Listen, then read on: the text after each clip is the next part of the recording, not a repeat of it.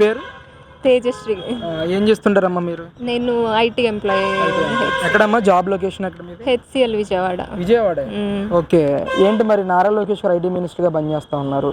ఇప్పుడు మీరు చేస్తున్న హెచ్సిఎల్ని కూడా ఇంకా ఎన్లార్జ్ చేయాలి, అలా ఎంప్లాయీస్ సంఖ్యను కూడా పెంచాలి అని చెప్పేసి ఆల్రెడీ డెసిషన్ తీసుకోవడం కానీ ఇవన్నీ జరుగుతూ ఉన్న పరిస్థితి ఎలా ఉంది అసలు రాష్ట్రంలో ఐటీ పరంగా?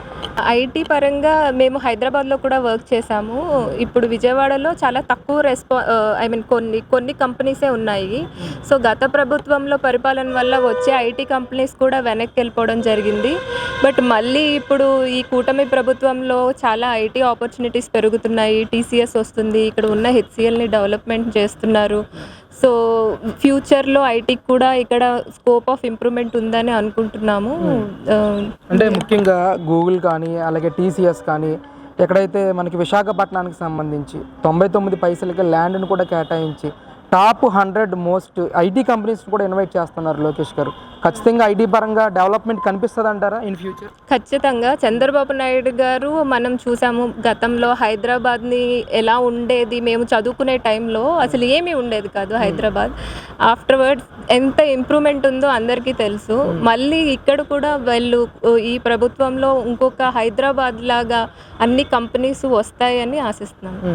అంటే నిరుద్యోగులు కూడా చాలా మంది ఉన్నారు రాష్ట్రంలో, వాళ్ళందరికీ కూడా ఉద్యోగాలు కల్పించే అవకాశం ఉంటుందంటారు రాష్ట్రంలో?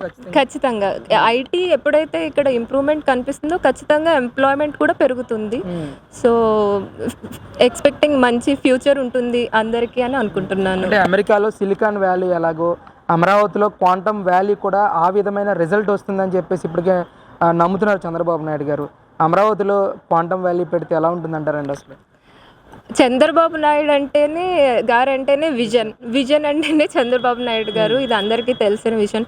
ఆయన విజన్తో హైటెక్ సిటీ ఎంత డెవలప్ అయిందో సిలికాన్ వ్యాలీ లాగా ఇక్కడ కూడా ఖచ్చితంగా డెవలప్మెంట్ ఉంటుంది. ఇదే ప్రభుత్వం కొన్నేళ్ళు కొనసాగాలని కోరుకుంటున్నాను. అంటే మళ్ళీ ఏమైనా ప్రభుత్వం మారితే ఎలాంటివి ఉంటుందంటారు? ప్రభుత్వం మారకూడదు, ఇదే కంటిన్యూ అవ్వాలని అందరూ చాలా వెల్ విషర్గా కోరుకుంటున్నాము. ఎందుకంటే వాళ్ళ గవర్నమెంట్ కోసం అని కాదు, ఏమంటారు మన రాష్ట్రం డెవలప్మెంట్ కోసమైనా టీడీపీ ఉండాలి. అమరావతి చూసారా ఈ మధ్యకాలం? ఎప్పుడైనా వెళ్ళారా అమరావతి మీరు? లేదు, చూడాలి ఇప్పుడు. అమరావతిలో ఆల్రెడీ పనులు కూడా స్టార్ట్ అయ్యాయి అంటూ ఉన్నారు. ఏంటంటే అమరావతి ఒకవేళ మన క్యాపిటల్ రాజధానిగా నిర్మాణాలు ఊపందుకుంటే ఎలాంటి రిజల్ట్ మనం చూడొచ్చు అంటారు అసలు రాష్ట్రానికి సంబంధించి డెవలప్మెంట్ పరంగా? బాగుంటుంది. అన్ని రకాలుగా మనం ఆల్రెడీ మన రాష్ట్రం చాలా వెనకబడి ఉన్నది, అందరికీ తెలిసిన విషయం ఇది. సో వాడిన ప్రాపర్టీల్ని అమ్మేసి ఏదో అలా నడిపించారు. ఇప్పుడు ఇవన్నీ డెవలప్మెంట్ అవ్వడం వల్ల మనకి ఇన్కమ్ పెరుగుతుంది. ఆ ఇన్కమ్ ద్వారా రాష్ట్రం దానంతలో అదే డెవలప్ అవుతుంది. ఇప్పుడు మనం ఇన్కమ్ పెరిగేటట్టు ఆలోచించాలి. ఆ ఆలోచన చంద్రబాబు నాయుడు గారికి చాలా బాగుంటుంది. సో అంటే ఇప్పటికే ఐటీ ఉద్యోగులు చాలా మంది బెంగళూరు కానీ చెన్నై కానీ హైదరాబాద్ కానీ అంటే మన రాష్ట్రాన్ని వదిలి బయట రాష్ట్రాల వైపు వెళ్ళిపోయిన పరిస్థితి. ఖచ్చితంగా ఈ ప్రభుత్వంలో మళ్ళీ ఐటీ ఉద్యోగులందరూ వెనక్కి వచ్చి మన రాష్ట్రంలోనే ఉద్యోగాలు చేసుకునే అవకాశం కల్పిస్తారంటారా కూటమి ప్రభుత్వం? ఖచ్చితంగా. ఎప్పుడైనా ఎవరైనా సామాన్యంగా ఎలా ఆలోచిస్తాం, మన తల్లిదండ్రులు లేదా మన వాళ్ళు ఉన్న దగ్గర ఉండాలని కోరుకుంటాము. అవకాశాలు లేవకపోవడం వల్లే మనం దూర రాష్ట్రాలకు వెళ్ళాల్సి వస్తుంది. ఇక్కడే అన్నీ వచ్చేస్తే ఖచ్చితంగా అందరూ వెనక్కి వచ్చి ఇక్కడ హ్యాపీగా ఉంటారు.